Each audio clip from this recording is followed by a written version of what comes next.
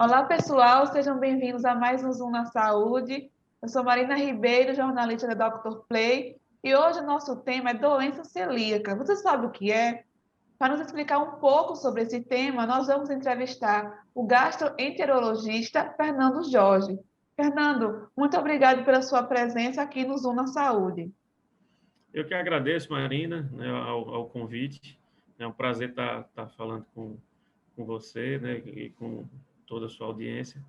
Então, Fernando, hoje em dia muitas pessoas fazem dietas, né, com alimentos que não contêm glúten a fim de emagrecer. O que a gente mais escuta as pessoas falando que tiraram glúten por essa parte da estética, do emagrecimento. Mas o que muitos não sabem é que existe a doença celíaca, que é uma doença que as pessoas, né, os portadores, não podem ingerir essa proteína. Então, explica para a gente o que é o glúten, primeiramente, e o que é a doença celíaca. Bem, o glúten, ele é uma proteína presente no trigo, na cevada e no centeio, e numa quantidade muito pequena na aveia, né? Praticamente a gente coloca nesse cenário. E o glúten, na verdade, aí a doença celíaca, ela é uma doença considerada autoimune, onde eu tenho um paciente com uma predisposição genética, então o paciente ele tem uma alteração genética de risco para a doença celíaca, e aí quando acontece justamente a ingesta ao longo do período de tempo, essa ingesta de glúten, ela leva então a um processo inflamatório, né, do intestino delgado.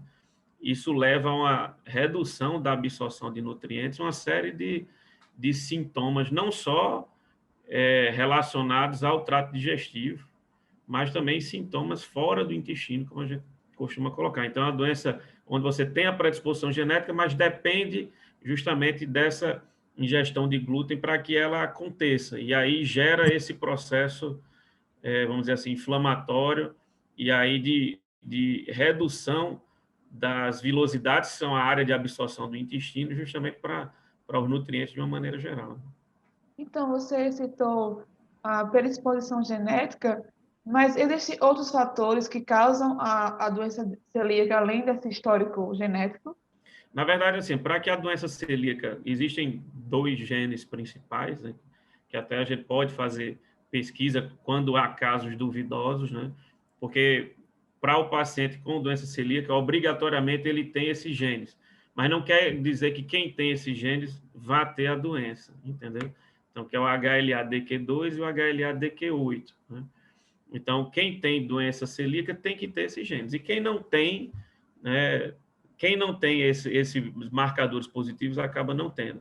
Na verdade, não basta ter a predisposição genética, depende também, obviamente, da exposição a glúten, entendeu? Então, existem outros, lógico que isso é uma explicação mais simples em relação à fisiopatogenia, se discute outros fatores, mas nada que seja realmente comprovado. O que se sabe, na verdade, é justamente isso. Você tem indivíduos predispostos geneticamente, né, que têm esses marcadores, e aí, a depender, obviamente, dessa ingestão de glúten, você pode ter, às vezes, pacientes que desenvolvem a doença na infância, que acaba sendo, no caso, a doença celíaca mais clássica, mas você tem uma forma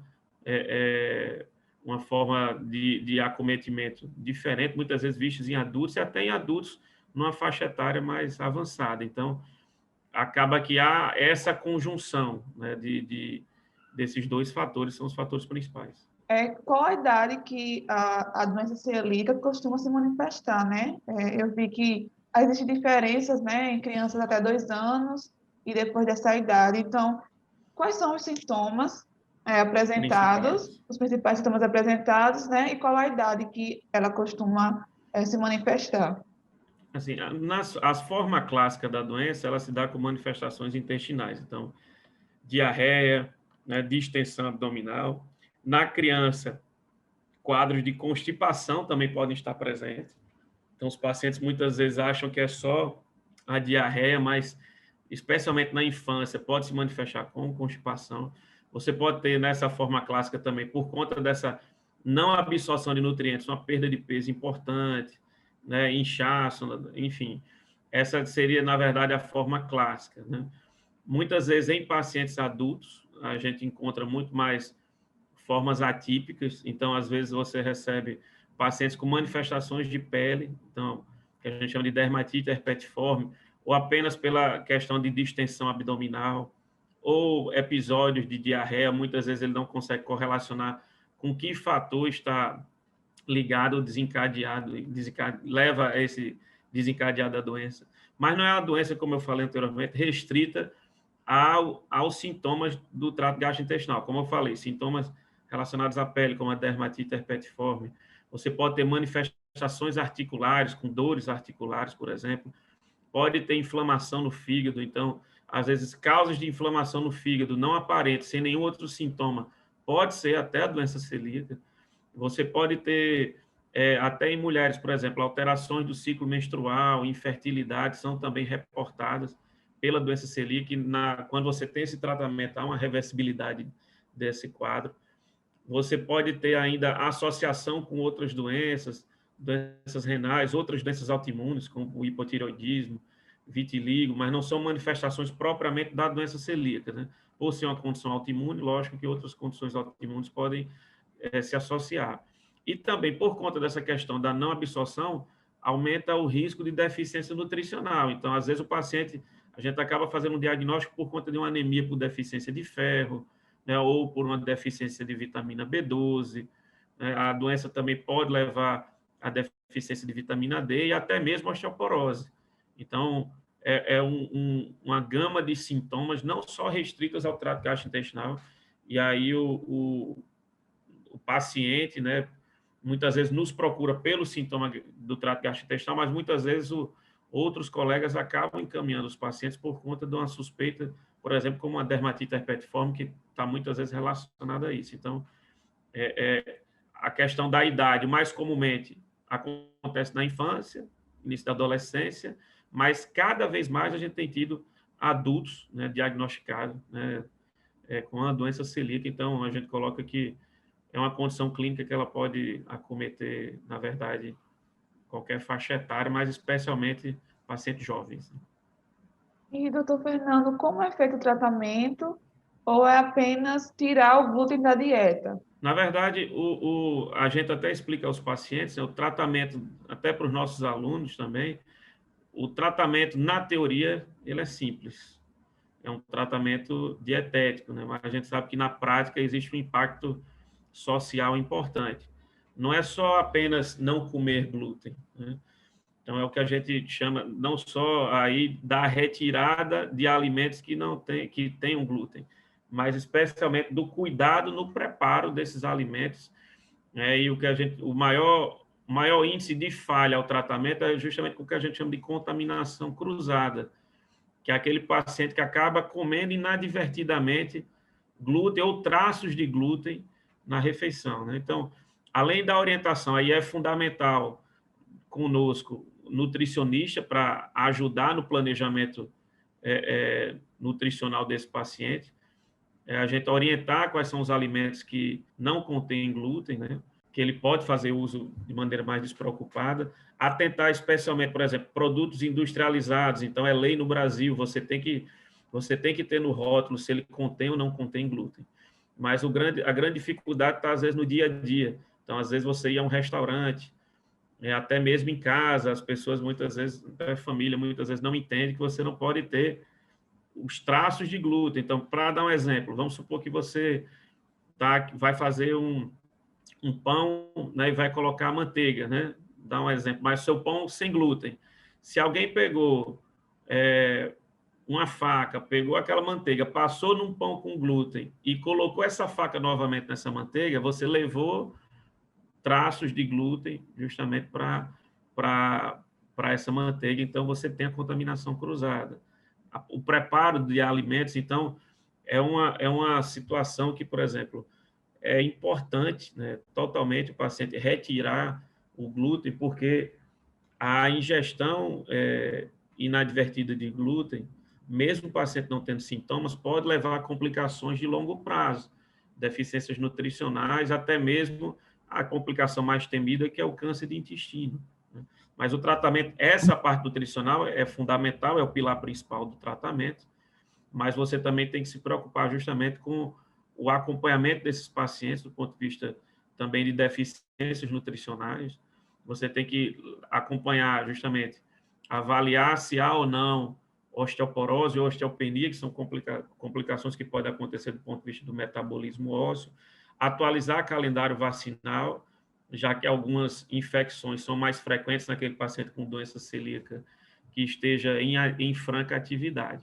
Mas, normalmente, né, os pacientes que conseguem aderir à dieta e colocar uma nova rotina têm uma excelente resposta. É muito, muito difícil um paciente que faz adequadamente não ter uma resposta satisfatória ao tratamento. Fernando, em quais alimentos o glúten está presente? Que você falou que é uma proteína que está presente no trigo, na cevada, mas assim, para o pessoal que está assistindo, quais alimentos que as pessoas que têm a doença celíaca ou que querem tirar o glúten da dieta, eles devem evitar? Principalmente, se a gente for avaliar, né, o trigo a gente vê muito presente em carboidratos, né? Então, por exemplo, pão, biscoitos, né? Você tem massas de uma maneira geral, é onde a gente tem os principais representantes, né? Então, por exemplo, até um detalhe interessante, por exemplo, que a gente até orienta, né, no informe, existe um informe que a gente sempre fornece aos pacientes, tanto no nosso ambulatório, no hospital universitário, como também em clínica privada, que é justamente um informe da FBG, orientando também sobre isso, o que é que pode ser comido com tranquilidade. Então, por exemplo, frutas, verduras, carne, né? Feijão, arroz, a comida tradicional, ela não tem problema algum. Normalmente, o glúten a gente encontra justamente ligada a produtos industrializados, então, farinha, por exemplo, né?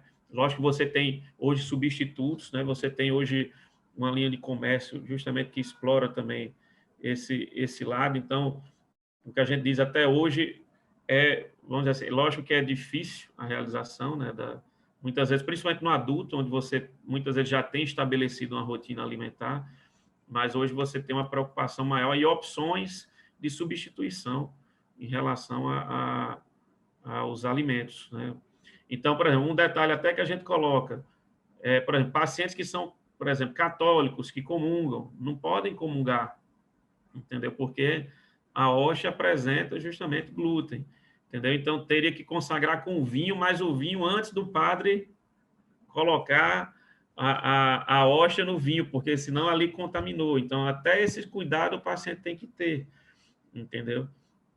Mas, por exemplo, os alimentos tradicionais acabam não tendo grande problema, especialmente dos carboidratos, né, as massas, de uma maneira geral, mas é importante, sempre que o paciente for comprar algum tipo de alimento, né, principalmente em supermercado, você sempre checar se contém ou não contém glúten, ou se contém traços de glúten, para não fazer uma ingestão inadvertida. Fernando, quando as pessoas, né, com intolerância à lactose, têm essa intolerância, é isso que elas falam, eu sou intolerante à lactose. Mas no caso da doença celíaca, eu estava vendo algumas pesquisas, existe diferença entre você dizer que tem a doença celíaca ou ser intolerante ao glúten, ou é a mesma coisa? Na verdade, as pessoas até confundem um pouco. Na verdade, assim, o intolerante, por exemplo, à lactose, é aquele paciente que ele tem sintomas na ingestão da lactose. Quando ingere leite ou derivados, ele provoca sintomas e o exame dele é positivo.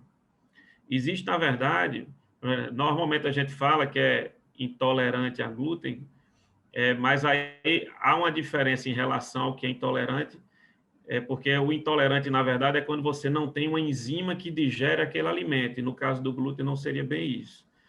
O que a gente tem, na verdade, que é um diagnóstico diferencial da doença celíaca, é a hipersensibilidade, que, na verdade, aí não é a doença celíaca propriamente dita. O paciente ele tem sintomas. Quando ingere glúten, ele tem ou diarreia ou distensão abdominal. Isso pode acontecer em uma gama de outras doenças relacionadas ao trato gastrointestinal e até naqueles pacientes que não têm normalmente nenhum tipo de patologia, mas eles não provocam as complicações relacionadas à doença celíaca. Então, ele tem os sintomas. Então, esse paciente, o manejo vamos dizer assim, é mais tranquilo, ele não precisa tanto se preocupar com contaminação cruzada, né, com ingestão inadvertida de de alimentos com glúten, ele vai ter os sintomas, não vai ter a complicação. Então, às vezes, até só reduzindo a ingestão de glúten, ele tem melhora dos sintomas. Ao passo que a doença celíaca, há uma necessidade realmente de zero glúten por conta das complicações que o paciente pode ter. Não é só relacionado ao sintoma, é relacionado aí a complicações, especialmente complicações mais sérias que podem acontecer, como câncer. Doutor Fernando, muito obrigado pela sua entrevista. Nesse mês que é voltado para a conscientização de patologias de gastrointestinais, e assim, no dia 16 de maio, que é o dia da conscientização da doença celíaca, então, muito importante trazer esse tema para a nossa audiência, para todo mundo que está nos assistindo, e até para as pessoas que, às vezes, ingerem glúten, apresentam sintomas, mas não sabem que podem ter a doença celíaca. Então, muito obrigado pela sua presença aqui.